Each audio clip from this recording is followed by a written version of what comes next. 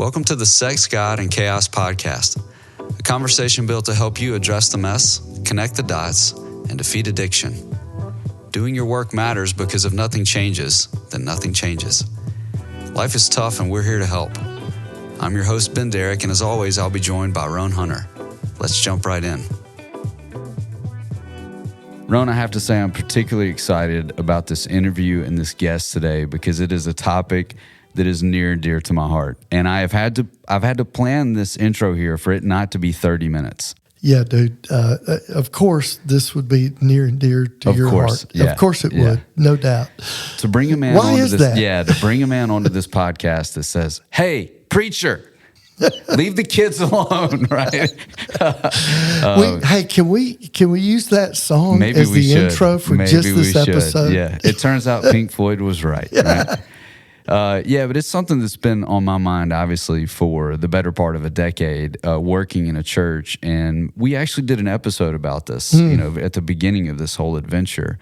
But the perspective this guest brings is unique and really, really valuable to hear. But we should acknowledge at the outset that it's important for both of us as men, as people who are believers in Jesus, to be as critical as possible about the efforts of the church. Because to me, if I'm not criticizing something and examining it, I'm not respecting it. And I'm especially not respecting the people who are engaged with it if I'm allowing it to do damage without being the person who's speaking up. Mm-hmm. What's interesting is when you have a whole group of people, sometimes thousands, that are just marching with the band, and you're the person that says something different, that can be a very dangerous place. Oh boy, can it ever? I always say, I firmly believe this, and since the day I came to Jesus, I've been involved in church, still involved in church, but I believe that we need to be throwing rocks through the stained glass windows from the inside, not from the outside. And I think it's a responsibility as believers, as followers of Jesus, to follow the anarchist that we follow. Because last time I checked, he wasn't real big on the institution and the organization. But even when you say that, I've had people they get riled up. But that's what he did. Regularly. He didn't really think a whole lot of the way they did it. No. I don't know. I was like, maybe I'm reading a different Bible. Maybe. Knowing you, maybe. Probably. I ask this question to people a lot. I'm like, hey, where do you think Jesus was the least welcomed?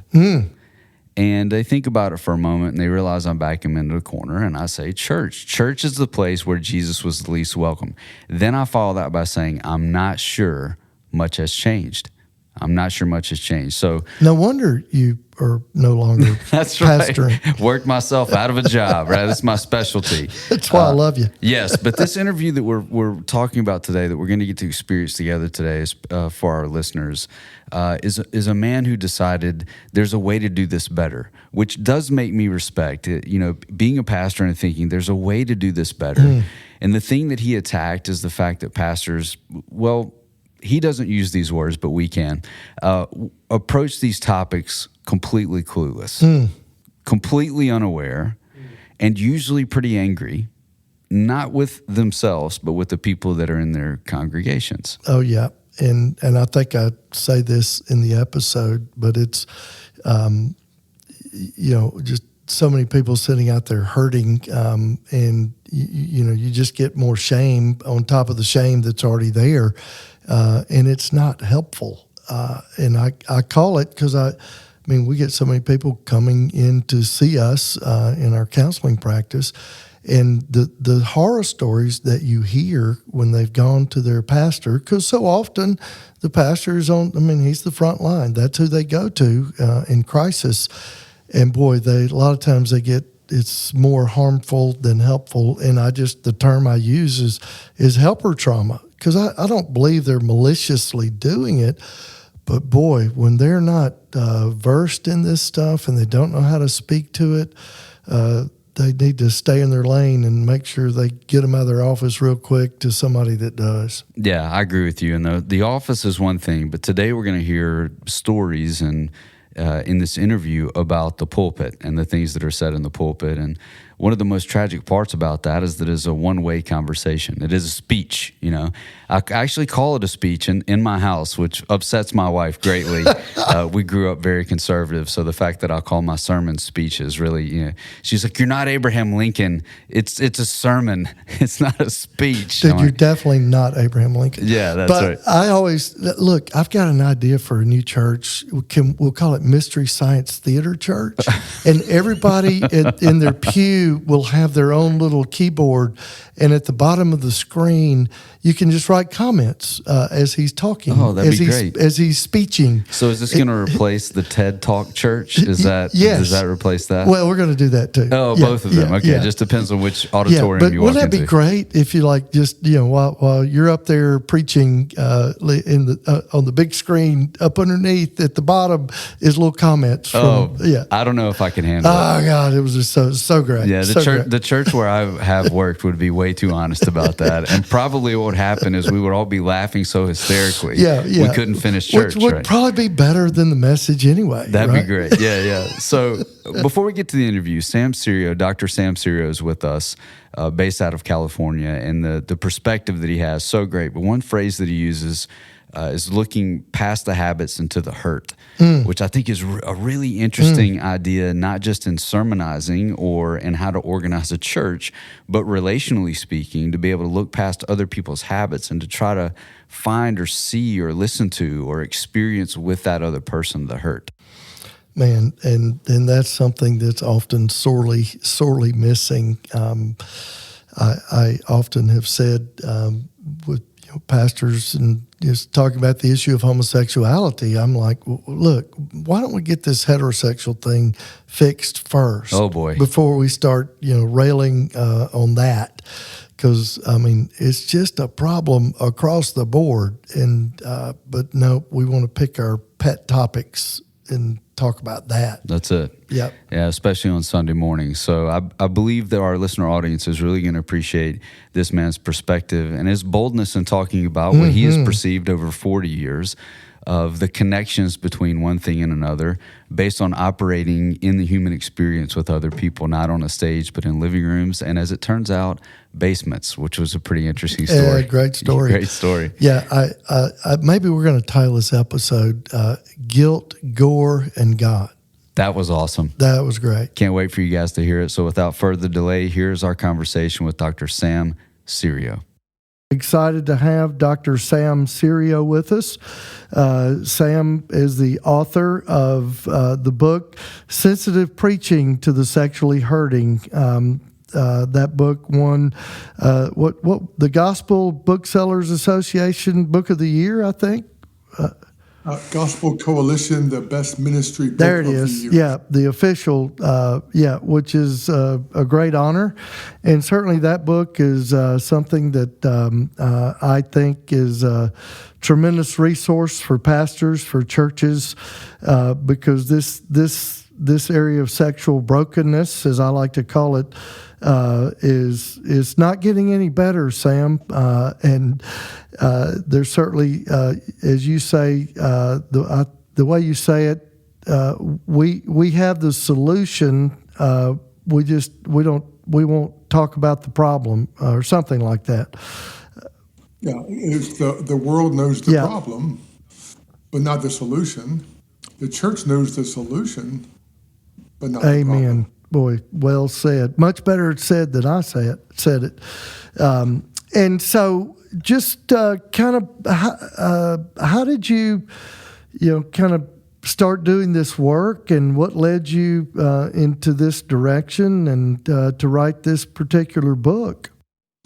Well, it was fascinating. In seminary days, one day in class, one of the professors said, I want each of you to become an expert in one topic in society in one book of the Bible. And I thought, wow, that's a great idea. So I chose the book of Ephesians to know pretty well, and the topic of abortion. That was my topic. So I was a pro-life speaker at many different gatherings, and in my messages as a pro-life speaker, I would talk a lot about don't do this. And what happens when an abortion is done? What happens to the baby? And I had a lot of gore and guilt and God. And I did pretty good as a young preacher doing guilt, gore, and God like a lot do today. Yes, they do. Yeah. Is that And a course in seminary, or do you learn that on your own? Well, in certain denominations, it's all big on making people feel guilty. Yeah. It's part of the denominational culture, but we won't That's go right. there now. That's right. In the book, I tell preachers, I say, hey, you got to examine your own preaching style. Are you more oriented towards truth and, what's wrong, or towards grace? Some of you are way too oriented towards grace in that you don't admit certain things are wrong. And some of you are way too oriented towards truth where you don't ever talk about healing or help or hope. So you got to have that balance like Jesus had the perfect balance in John. He was full of truth and full of grace. So that's the goal of the book and what I do. So as I was a pro-life speaker, a lady, and I would do guilt, gore, and God, ladies would come up afterwards and say, hey, privately, I already did this. I get nightmares now from my baby. I hear the vacuum cleaner go on or the kitchen, and knives, and I think of my baby. Is there any hope or help or healing or forgiveness? I'm in torture. I'm so sorry for what I did. And I didn't know what to say because I was just a typical preacher doing the guilt, gore, and God thing, truth, no grace. So I went back to the drawing board and made my messages much better so that I vowed that I would never talk about abortion, again, without, in that same message, talking to people who, assuming and knowing that they've already done it. So don't tell them just not to do it. Assume that many have. And that's true of many of these topics. So as I changed my message and made it better, and then was doing the same rallies with a much better, more biblically balanced message, other ladies would come up afterwards and give me stories of being raped and molested, sexless marriage and pornography. And I didn't sign up for those topics. I just signed up for one. So I then decided that when I got my doctorate in preaching, we had to write a book. And I said to my advisor, I said, Jay, this sex stuff is going to be a big deal in the future. Because I talked to a lot of people, and I always ask them, like, hey, did you tell your pastor or your priest about this sad thing that you've done or that's been done to you? And they always would tell me, you've got to be kidding me. I would never tell my preacher. I wouldn't want them to yell at me in private like they do in public. They never talk about these topics ever. And if they do, it's always hellfire and brimstone. So when I said to my advisor, you ought to write a book about this. This is going to be a big deal. We need to equip pastors and churches and Christians to be the expert when it comes to healing. No matter what the hurt is, no matter what the habit is, God's the source of, he can do better than anybody. So my advisor said to me, Sam, if it's your burden, it's your book. You write the book. It's your burden, it's your book. So I did. Mm-hmm. While a lot of publishers didn't want to publish it, they said, Dr. Sam, you're 20 years ahead of your time. We're not going to publish this. We're not ready. Church is not ready for that. So it's still not ready for that. But it does talk about 7 different topics of abortion, pornography, sexless marriage, rape, childhood sexual abuse and molestation, casual sex, and also LGBTQ. So I deal with 7 topics from a Christian preaching and counseling perspective to equip people to know how to better understand the reasons and the results so that we know the emotions that are caused and we can heal people better than anybody else. So it's for preachers and counselors and just right across the kitchen table. You know how to help the lady who says, yeah, I was raped and I still suffer from it. I still have no confidence. I still am scared to date. I'm scared when my husband touches me. So there's, a lot of repercussions, but that's how it started. Oh, yeah, man. As one of those that was sexually hurting, sitting in church, I came to Christ when I was 20 years old. And I think I've told you this, I always say it was very real because I was a 20-year-old frat boy that came to Jesus and I quit drinking, cussing, and smoking. And so that was serious, right? I was all in and started going to church and have been involved in church ever since. But those, all of my addictive energy, all of my drug of choice, it went to full blown sexual addiction, and And I was in church, and I always say I would sit there thinking I was the only one.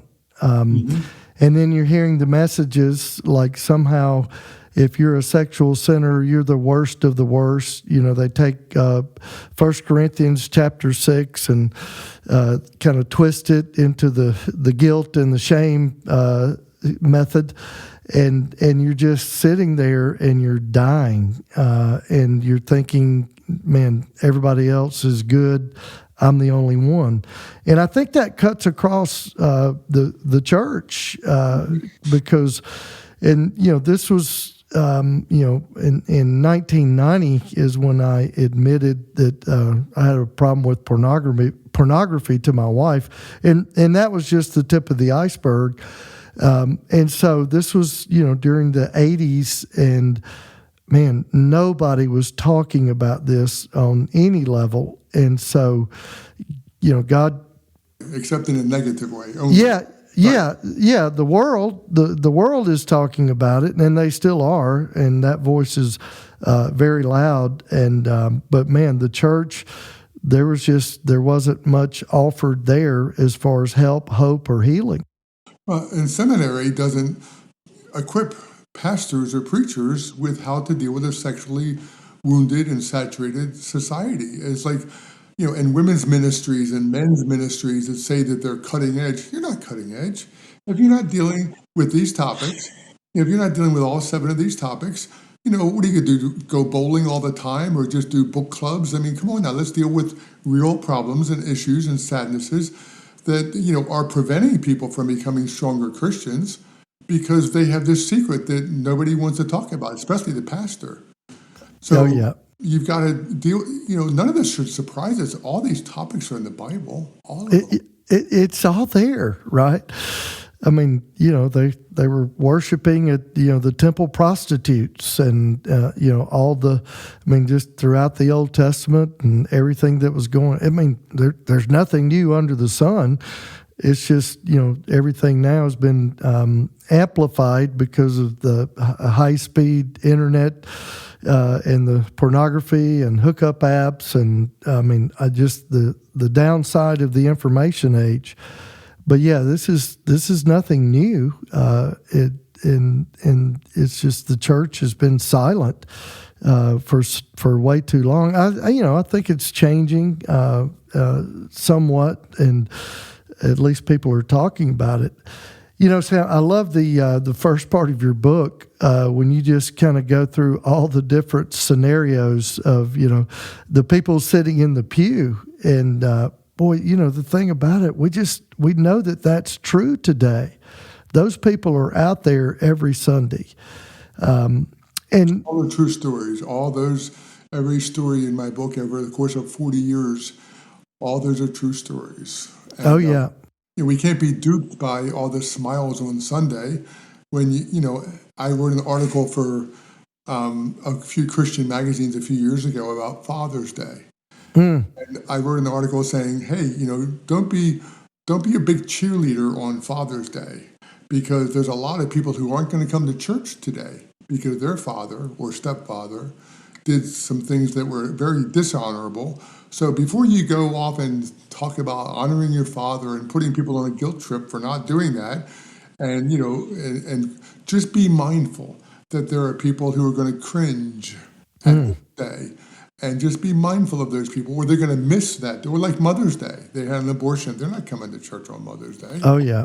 So, you know, we have to kind of open our eyes to the hurt that people have and just, you know, not assume the best and be duped by people's smiles and everything, because there's, you know, a lot of different people who, you know, if you add those 7 topics of casual sex, abortion, and that includes men. You know, I've spoken to men who wanted their girlfriends to have an abortion. They're affected too. Date rape and sexual assault and sexual molestation as a child, or pornography, or LGBTQ.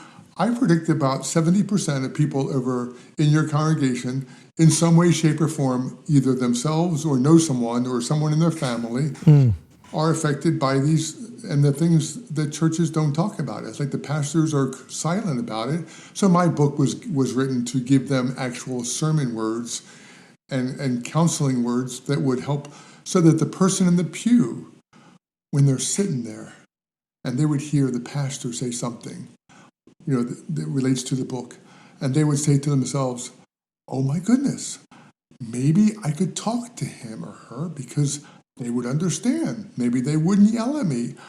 They get it. And that's my goal. So that when they hear you and the tone of your voice and the content of your words, and that you pause and you have a different tone, you're not always screaming, that people would say, I could talk to that person about that. I could confide in him. And then the mission is accomplished. Yeah, I had a guy early this week. In fact, it was a situation at a church that he was aware of, and it was a customer of his, an older lady, and she was talking about the pastor, and the pastor had come by her house and didn't talk about anything, the problem that was apparently going on in the church. And this guy told this older lady, he said, that 30-minute visit with the pastor, that is the most fake meeting that ever takes place, because nobody's going to talk to him about anything that's going on. It's something like that. And boy, it's so true, because it's our shame that I'm not going to talk to him. He's got it all together. He's perfect. He never talks about any of this. And I think, again, your book is a resource just to be able to have a conversation or elicit a conversation from somebody that's sitting out there just, dying on the inside is so, so needed. And the way you speak about it publicly as well is, I included one of the chapters in the book is called The Birds and the Bees and the Bible, where God talks about all of these topics all throughout the scriptures. And whenever sexual sin is mentioned, it's in a list of other things. It's in the middle of the list, actually. And for one reason, somehow it got elevated to be the unpardonable sin. And that's not the unpardonable sin. So the purpose is to equip Christians that we have the best resource in the world in terms of the power of God to change people's habits. Yes, you can change from being gay. Yes, your porn addiction, which has been there for years, is fixable and changeable. Yes, the hurt you feel from being raped or molested, God is aware of and can transform you. That there's no hurt, there's no habit that is above God's transforming power. And we should be the experts in these topics. And we're the last choice when we should be the first choice. Oh, yeah. There's nothing new under the sun. All this is there in Scripture, and truth is truth, and it always will be true. And we certainly have the hope and the answer. One of the things you said in your book that somehow, pastors don't want to talk about this because they'll think that people are thinking that they don't. When they're talking about it, well, it must be his problem or something like that. Right. Talk about that for a minute.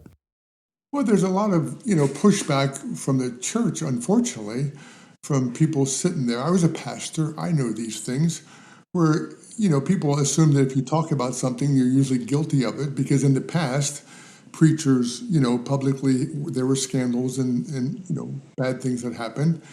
But, the funny thing is that the people that get all in a tizzy about the pastor who might have said something about sexual topics or hurts, not about topics. It's never about topics. It's about hurts and habits and people.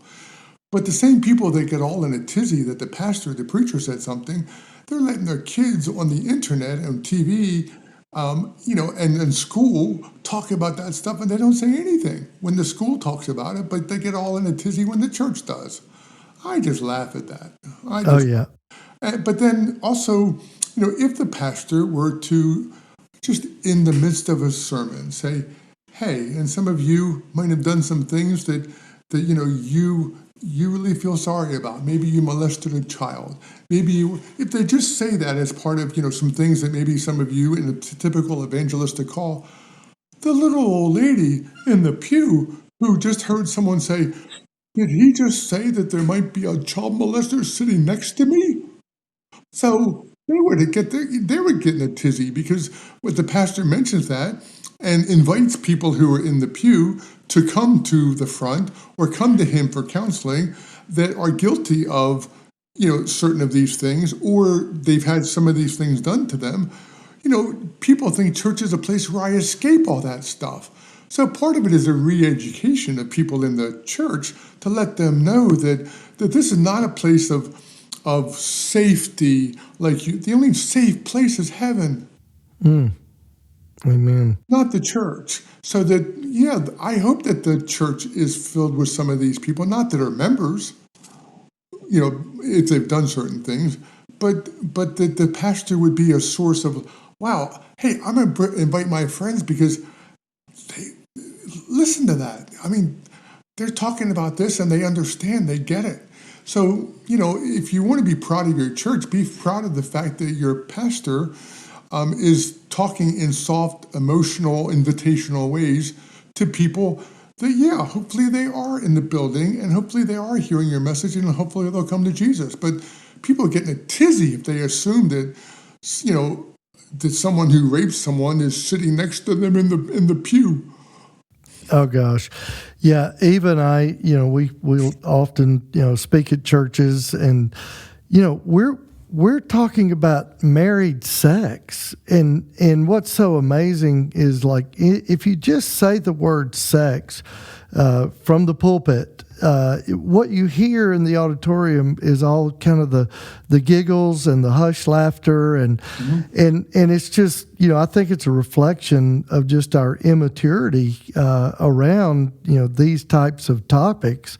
Well, the funny thing is, in the Old Testament, things weren't read, things weren't written, they were read.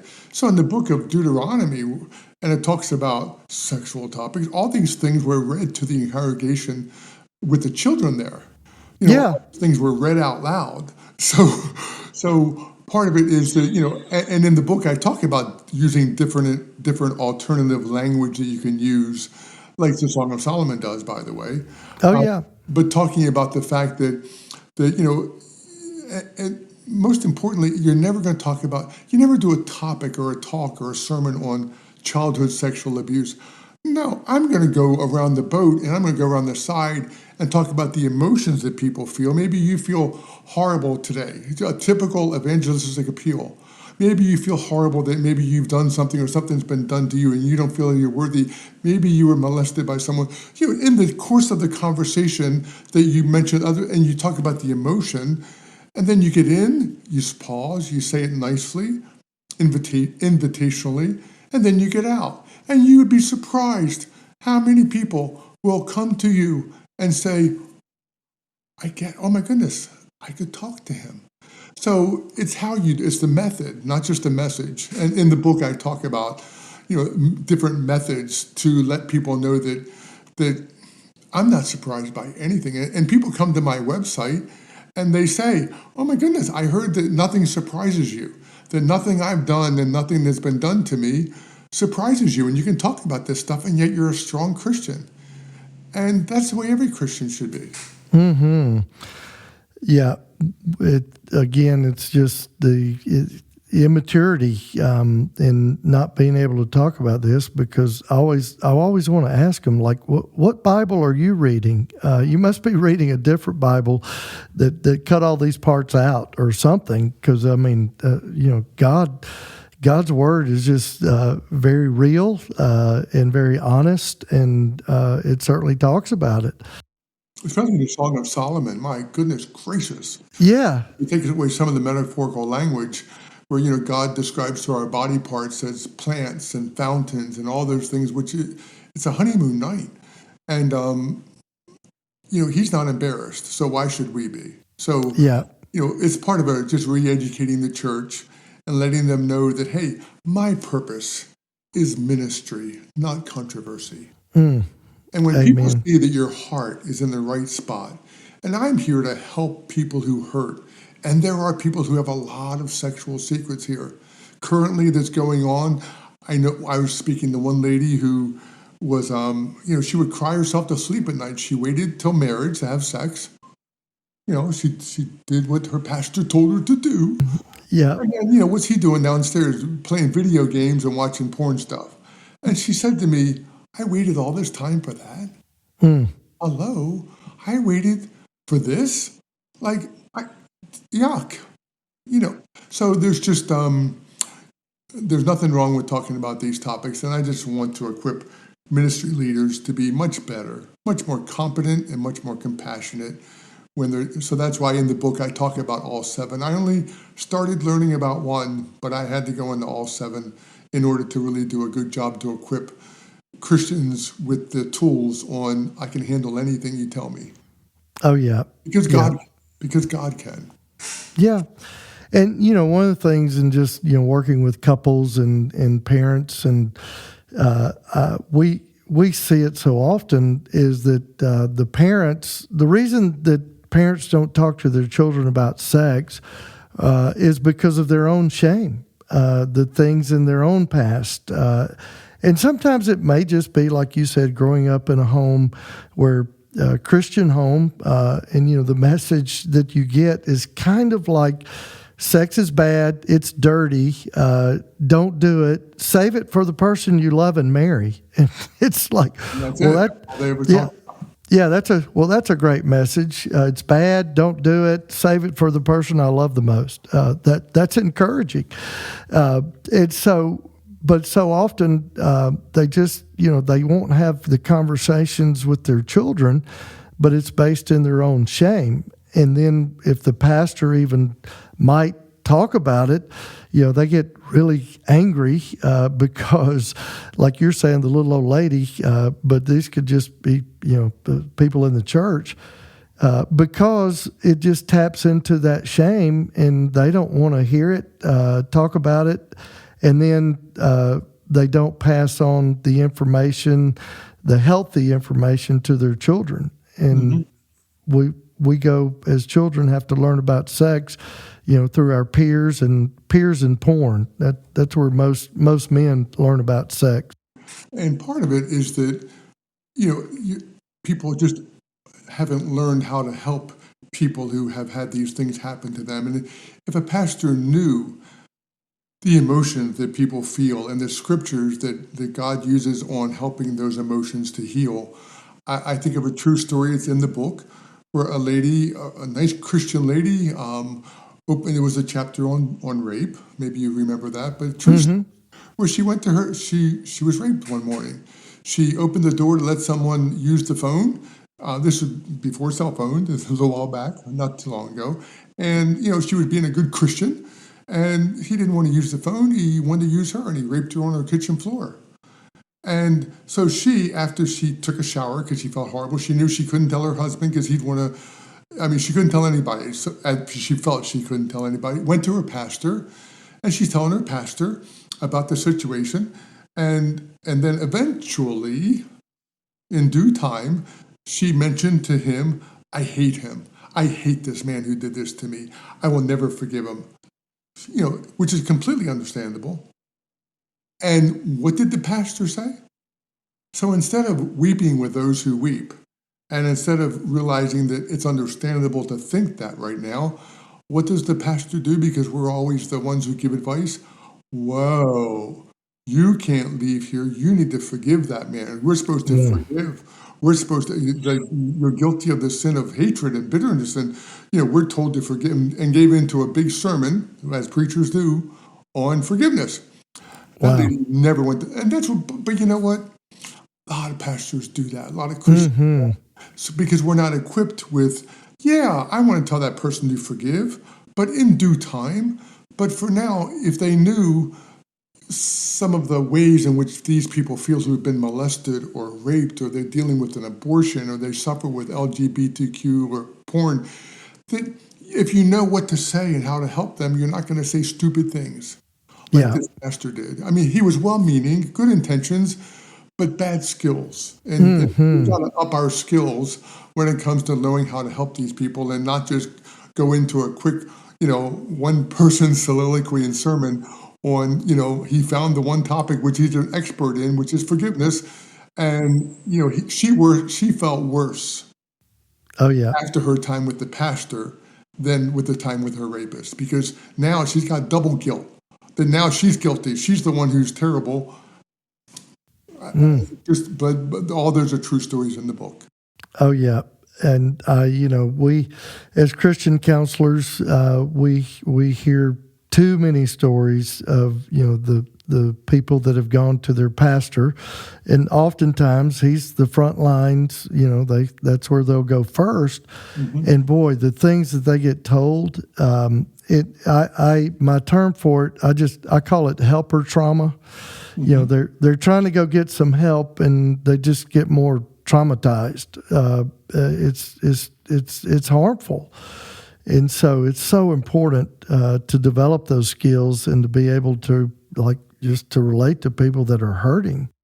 Or we tell people to forget over it. That's in the past. It's been forgiven. It's been forgotten. There are certain ways that we, especially as Christians, botch up pretty good by using Christian terminology. And I'll never forget when I spoke with a lady who had been molested for many, many years when she was young. And I was interviewing her. And this was new when I was working on the book. And I wanted to interview this lady who I knew had been molested. I went to her house. And as she was telling me the story of how she had been molested for like 10 years by her dad, and, when she finally went to him, and he said, well, you wanted this. It was your fault, and then he did a double whammy on her. So this lady was living with a lady now. You think she's ever going to get married to men? No. Think she's ever going to get married? No. So, her lesbianism was partially due to her abuse. She didn't want to be with a man. So the average Christian would just think not see that hurt. They'd see the hate, not the hurt. So long story short, when I talked to her about Jesus coming into her life and her Heavenly Father and being used by God instead, her terminology was just like, well, I don't want, I've already been used by my Father. No, thank you. Jesus coming into my life, I already had him come into me. My Father come into me. Oh, yeah. So her terminology was quite, we were on opposite planets because of her sadness. And the interesting thing, I got to tell you this, was after about a half an hour, 45 minutes, she said, you need to leave. You need to go. And I said, are you okay? She said, yeah, my therapist has told me that when I get these flashbacks and triggers, talking about it, that I gotta work through it. So it'd be better for you to leave, and I'm gonna go down the basement, and we'll call it a night. And I was worried for her, and I said, "Are you gonna be okay?" Because I was thinking that maybe she was gonna go kill herself because of our conversation. so, I said, "You okay?" She said, "Yeah." She said, "You know what? I trust you. Come on downstairs. I want to show you something." Well, I'm getting worried again for different reasons, thinking that maybe I'm going to be killed. She's going to kill you. Yeah. Exactly. Because I cause flashbacks and triggers. So I went downstairs behind her, carefully down the steps, never forget. There was a punching bag, a huge punching bag. She said, I'll punch on this for about an hour. And then after I'm exhausted, just exhausted from punching, I'll just grab onto the bag and just lean on it and say, Daddy, Daddy, why couldn't you love me? Why did you do this to me? Why couldn't you love me? And you know what? I went up those steps and I vowed to the Lord, there's a better way than punching a bag in terms of forgiveness. That the world knows the problem, but not the solution. We know the solution, and the solution is not using people as punching bags. And I kind of said, Lord, I want to be an expert in terms of helping her heal in ways that doesn't involve a punching bag. We've got the solution. And I never forgot that day. I think about it often. That was her way of healing. That's what the world says to do. And I just felt so bad for her. She's in my book on that chapter on sexual abuse, a true story. Wow. Yeah, my own experience, I admitted everything in 1990 to my wife and got into, counseling and began my journey. And one of the things I needed, and I did not like kind of the secular 12-step groups. I get it, but it just, I knew who my higher power was. And so I was trying to find a group, and this was in 1990. There was nothing out there. And so there was a ministry, the only one, there was hardly anything back then. It was Pure Life Ministries, a guy named Steve Gallagher in Kentucky. And I got in touch with him. I heard him on American Family Radio, an AM radio station. And we communicated, and they wanted to start chapters like for men that were struggling in this area. And one of the things you had to do was go to your pastor and kind of get his blessing to start this group. And so this was, I was probably just 6 months in, shame is still very fresh and real. And this was the first time I ever shared with a ministry person about, just my story. And this was a very, very large Baptist church in Atlanta, Georgia. And so I get a meeting. It took me about 3 months to get a meeting. And so I go in and I just tell him my story and tell him what I wanted to do and start this, men's meeting, Pure Life Ministries. And he looks at me and he says, "We don't want anything like that associated with our church." Wow. I mean, that was just devastating. I'm already feeling God's call into this arena, and certainly that call has been fulfilled in doing what we do today. But that was very early, and boy, that just was so hurtful. Wow. Yeah. And yet the response should have been, and I talk about this in my chapter on porn, if anybody should not be surprised at temptation of the eyeballs, it's us, because the Bible talks about it so much. Over and over. Anybody should not be surprised. If anybody would say, of course, I get it, because God talks about the eyes, and Proverbs 5, there's just tons of places where he talks about, if anybody should have some understanding and compassion and mercy and truth, they always got to have truth, they would be the pastor. Because they're the ones because God talks about it, my goodness gracious, a lot. So just the opposite should have been the response, because we should be the ones least surprised. Mm-hmm. Yeah, there's nothing new under the sun. Human nature hasn't changed a whole lot since the beginning. But it is going to get, I do think it's going to get more pronounced when you have portable porn in your pocket, with people who are young, and the attempt to introduce all the transgender and sexuality to children, it's only going to get more pronounced, and there's going to be more victims. There's going to be more ladies who are raped and molested. There's going to be more abortions. There's going to be more casual sex, because children aren't meant to carry that heavy load and heavy burden about topics that they're not ready for. It's funny, if you dare talk about sexual topics at work, you're sued for harassment. You can't talk about it, but you're talking to your child about it in schools. Why the double standard? Insane. Oh yeah. Why the double standard? I in one of the talks that I've done, one of the things I did, I took the high-speed broadband internet when it came around. It was around 2000, high-speed internet, and it's just a graph that shows the number of households, and then the next graph shows the smartphones, and they hit around 08, 07, and again, it's just over the last 20 years, and the graph, they mirror one another, and then the next one that I show is the calls to the National Sexual Assault Hotline. And it mirrors the rise of high-speed internet and smartphones. And then the next one I show is sexual assaults on college campuses. And I mean, if you overlay these graphs, I mean, there's a direct correlation. And then sexual assaults in the military. And so all of this is just so connected. Oftentimes it's like, I feel like the church just wants to stick its head in the sand, and we have the solution.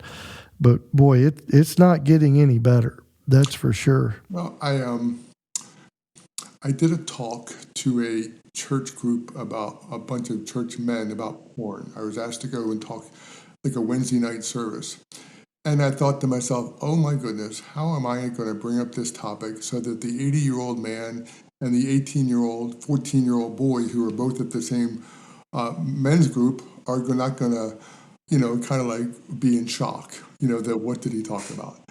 And I started off the talk, and I was worried, thinking, oh my goodness, how do I make this, good for everybody on a topic so sensitive? And I said, how many of you, what's your favorite Bible verse that maybe you want on your tombstone? There's John 3:16. I see John, for God so loved the world. That's on the tombstone, the gravestone. There's Jeremiah 31, about I've loved you with an everlasting love. There's Romans 8:28. There's God, works all things for good. There's Jeremiah about, I have good things in plan for you. Oh, just the typical favorite verses. I said, well, I've got a verse that I'm thinking about putting on my tombstone that I think is one of the coolest verses in the Bible too. And I said, look up Proverbs 5:19. I said, anybody know what that is? And nobody, I said, so I asked a 14-year-old boy, of course, him to read it. And I said, I think this is one of the neatest verses in the Bible. Could you read it, please? May her breast satisfy you at all times. May you be captivated and intoxicated by her love and by her breast.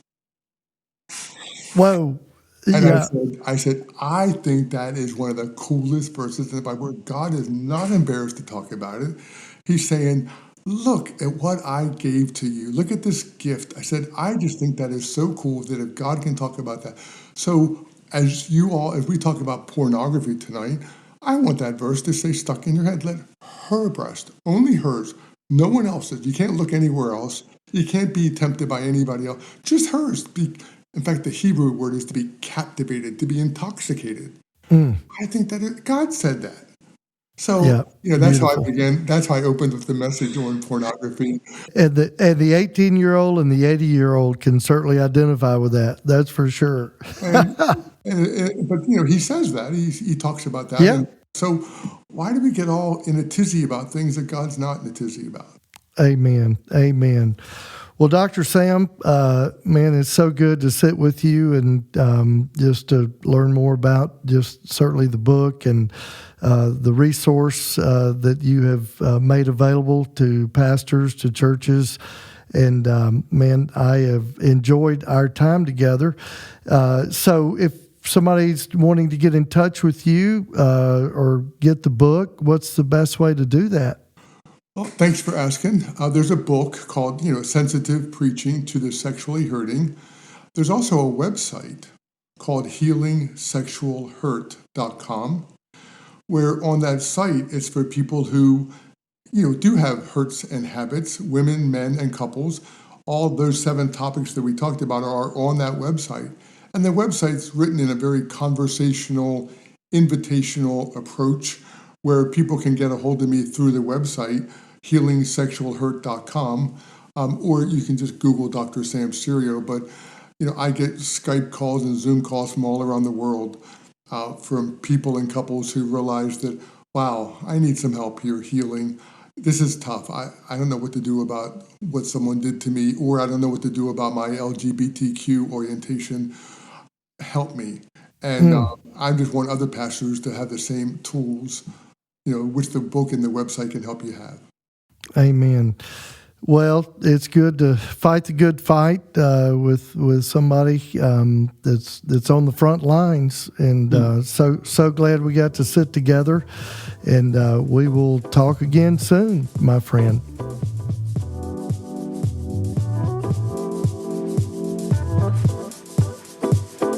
To learn more about what you've heard today and to engage with the Sex, God, and Chaos team, visit sexgodchaos.com.